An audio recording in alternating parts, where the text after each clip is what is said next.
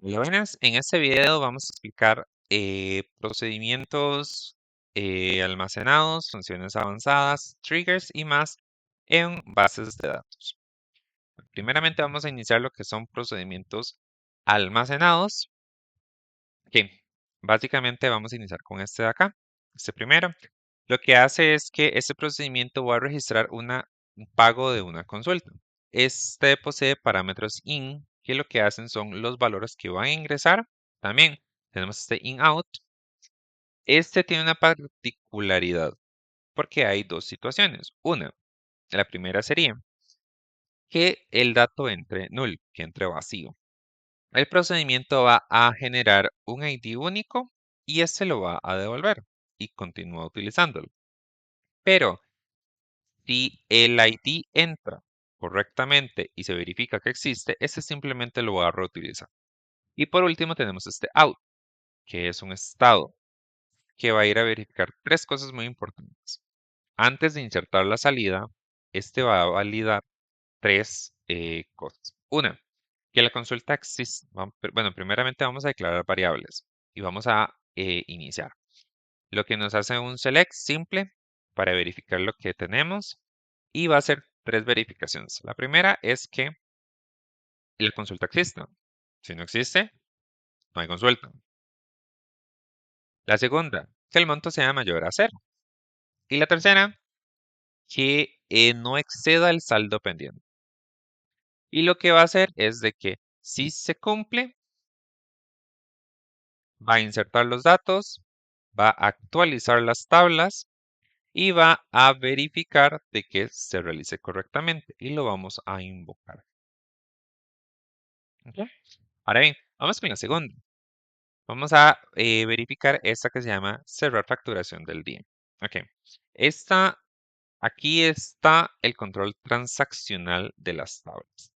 Utilizamos la regla de negocio que no se puede cerrar la facturación del día si quedan consultas atendidas con saldo pendiente. Básicamente lo que vamos a hacer es vamos a declarar variables y como paso número 1 es que vamos a ir a seleccionar, vamos a, vamos a, am, vamos a calcular y registrar el total adeudado del día. Paso número 1 es que este va a calcular el total adeudado del día y lo va a insertar en una tabla, en la tabla de cierre de facturación, básicamente. Ahora bien, aquí va a ser un commit. Ese total queda confirmado sí o sí porque no depende de ninguna validación. Simplemente existen, los insertamos. Se nos vamos, punto. Ahora bien, hacemos el commit para cerrar ahí. Salta a un paso número 2 después de este commit. El paso número 2 va a ser contar todas las cuentas, las consultas atendidas con un saldo pendiente. Atendida con un saldo pendiente, donde el monto pagado sea menor al costo. Si hay alguna, va a tirar un rise exception. Este va a abortar el cierre, pero el total de esta parte de acá del paso número 1 ya está confirmado gracias al commit parcial que está acá. Esto es algo que solo un procedure puede hacer. Una función no controla transacciones. Okay. Vamos a ir a un procedure versus una función. En esta parte lo que hicimos es que la decisión de diseño que utilizamos es que calcular el saldo pendiente queda como función porque esta solo lee datos y necesitamos usarlo dentro de un select o un where y un procedure no se puede utilizar allí. Que se necesita modificar las tablas. Esta va a devolver varios valores de salida y necesita control transaccional. En resumen, para solo lectura y usos dentro de consultas utilizamos functions. En caso contrario que necesitamos modificar datos y orquestar una transacción, utilizamos procedures. ¿Ok? Ahora bien, este es un caso real. Si un pago se corrigió o se borró manualmente, el monto pagado de la consulta va a quedar desincronizado. Entonces, recalcular el saldo de la consulta. Este lo que nos va a hacer es recalcular una sola consulta sumando sus pagos y recalcular todas las consultas. Lo que hace es que va a usar un for para recorrer todas las consultas, hace un call, que es el for, va a ser un call anidado al primer procedimiento en cada iteración. Al final, este va a reportar cuántos procesó con Rise Notice. Lo vamos a llamar simplemente y nos dice que ah, messages. Nos dice que se recalcularon 4 consultas. Verifiquémosla. Tenemos las 4 consultas pendientes. Listo. Ahora bien, pasemos a lo que son las funciones avanzadas. La versión 1, esta de acá, lo que hace es que va a recibir numéricos, un numeric, y este califica el monto en bajo, medio o alto. Sirve para hacer cotizar antes de crear la consulta. Esto es inmutable porque con la misma entrada siempre va a dar la misma salida. ¿Ok?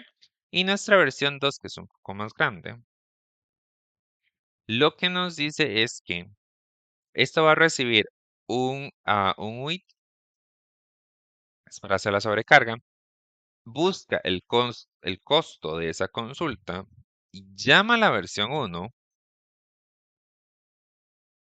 y allí y así la regla de clasificación vive en un solo lugar. Si se cambiaran los rangos, se toca solo una vez. Quiere decir que sean estos. Ahora bien, vamos a revisar esta otra. Básicamente lo que esta nos está diciendo es que si tiene o no saldo pendiente. Este va a devolver un true si lo pagado, perdón, es menor al costo. Entonces, lo importante es este de acá que es strict. Si el parámetro llega a null, Postgres va a devolverlo null inmediatamente. Y ni siquiera va a ejecutar todo lo que está acá abajo. El cuerpo de la función, básicamente. Este no va a recorrer el select interno, no va a lanzar la excepción de que la consulta no existe. Esto nos va a ahorrar escribir a mano un if. Por ejemplo, el if de la consulta, si es null, when return null. O sea, para decirnos, si está nula, devuelva nulo, básicamente. Sí. Ok, vamos a verificarlo por acá muy rápidamente. Ok, vea que tiene saldo de estilo Boolean, nos dice que dos no tienen saldo y dos sí tienen saldo. Y para verificar este con null, simplemente vamos a verificar que hay una con saldo nulo. Eso sería todo. Muchísimas gracias. Los dejo con mi siguiente compañero. Buenas, a continuación explicaré la sección del SQL dinámico. Eh, Acá se crearon dos funciones. La primera arma un report combinando dos tablas y la segunda construye una consulta de SQL sobre la marcha para poder filtrar pacientes por distintas columnas sin tener que escribir una función separada para cada una. Acá la primera función se llama historial pagos paciente y resuelve algo bien concreto, que es cuando un paciente llega a recepción y pregunta que cuánto debe, en vez de que alguien tenga que buscar manualmente en la tabla de consultas y en la tabla de pagos por separado, le pasamos el ID del paciente a esta función y nos devuelve todo junto. Es decir, cada consulta con su diagnóstico, el costo, cuánto ha pagado, cuánto le falta y el detalle de cada pago que hizo. Para lograrlo, la función usa un join entre las tablas de consulta y la tabla de pagos, conectándolas por el ID de la consulta.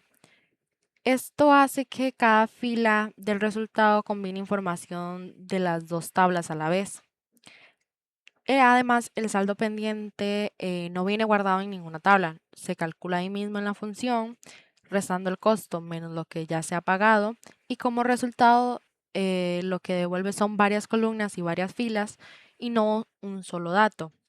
La función se define con un return table y dentro usamos un return querying que le dice a Postgres ejecuta este select y devuélveme el resultado completo tal cual, fila por fila. Por eso, a la hora de usarlo, se llama como si fuera una tabla normal, que sería el select from clínica historial pagos paciente, pasándole el ID del paciente. Como ven, con una sola llamada obtenemos el historial completo de este paciente con el saldo pendiente ya calculado. Acá está la fecha de la consulta, el diagnóstico, el costo, el monto pagado, el saldo pendiente, monto pago, el método de pago y la fecha de pago. A continuación les explicaré la segunda función, que sería esta de acá. Esta segunda función se llama filtrar pacientes y nace de otra necesidad, ya que recepción quiere una sola pantalla de búsqueda para filtrar pacientes por cédula, por nombre o por usuario, sin que nosotros tengamos que programar una función distinta para cada columna. El problema es que SQL puede parametrizar un valor, pero no puede parametrizar el nombre de una columna. Un parámetro normal solo sirve para reemplazar datos, nunca identificadores. Por eso acá se necesita SQL dinámico, que sería construir el texto de la consulta en tiempo de ejecución. Y lo primero que hace la función es que valida que la columna que le pidieron que sea una de las permitidas, sea cédula, nombre, usuario, login o teléfono. Si no lo es, lanza un error de inmediato. Esto es una lista blanca para no dejar pasar cualquier nombre de columna que alguien intente mandar. Después viene la parte central que usamos la función de format paréntesis para construir el texto del select.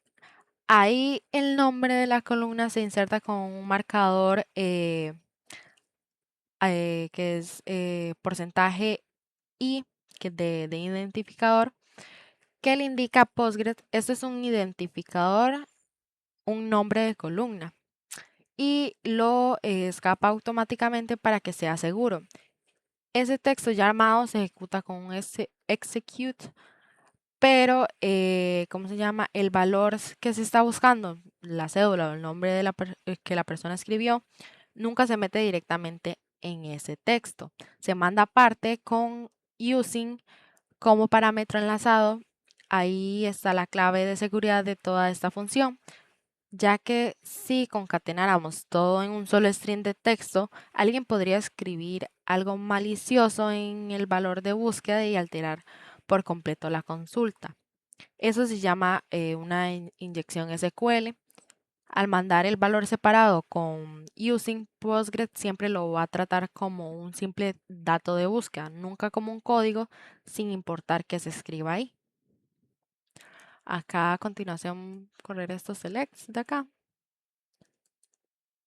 Acá podemos ver el ID, la cédula, el nombre, la fecha de nacimiento, el teléfono, el usuario login, creado.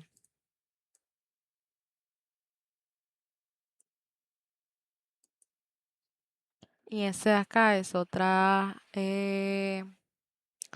búsqueda que muestra igual el ID, la cédula, el nombre, la fecha de nacimiento, el teléfono, el usuario y la fecha que fue creada.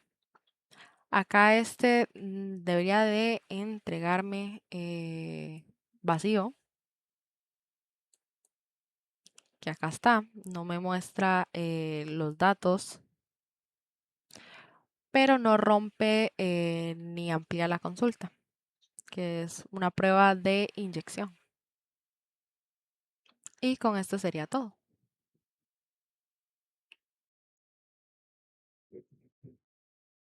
Buenas tardes. Ahora yo voy a hablar sobre el archivo que corresponde a los triggers. Nosotros creamos cuatro. El primero es un before insert sobre pago que valida que un pago no supere el saldo pendiente. El segundo y tercero son after insert, delay, due date sobre consulta, que lo que van a hacer es auditar automáticamente los cambios en el monto pagado, usando la misma función, pero con una cláusula when para filtrar dates innecesarios. Y el cuarto, es un before un date sobre consulta, que lo que hace es actualizar el timestamp automático y que además me sirve para mostrar pues el orden de ejecución de los triggers que tuvimos. Ahora vamos a pasar a las pruebas para cada trigger. La prueba de la before validación, que es la del 4A, lo que vamos a hacer es pues insertar un pago de 999.999 sobre la consulta más cara, que supera claramente su saldo pendiente. Entonces, nosotros al correrla vamos a ver que no se realizó ninguna inserción porque el trigger canceló la operación.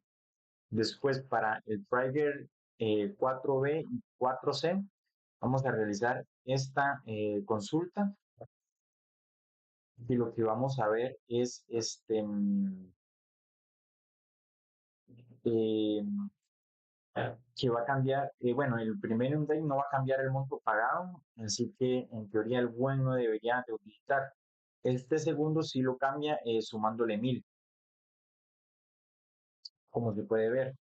Entonces, con ese select de auditoría pago, vamos a ver una sola fila pues nueva con el monto anterior y el nuevo, confirmando que el buen está filtrando correctamente. Y después para el último trigger vamos a realizar dos pruebas, un deck normal, que sería este. Entonces nosotros al realizarlo, lo que vamos a ver es el trigger de timestamp con un deck normal. Entonces el actualizado.en se actualiza sin problemas. Pero cuando realizamos el day que viola el costo, que sería esto, vamos a ver que el costo 100 no puede ser menor al monto ya pagado de 21.000. Esto lo que hace es, como bajamos el costo de lo ya pagado, no va a funcionar porque el otro trigger before valida el costo y corre primero por orden alfabético. Y esto cancela todo el update. Por eso el timestamp no llega a cambiar. Así que harían nuestros cuatro triggers en funcionamiento. Y muchas gracias.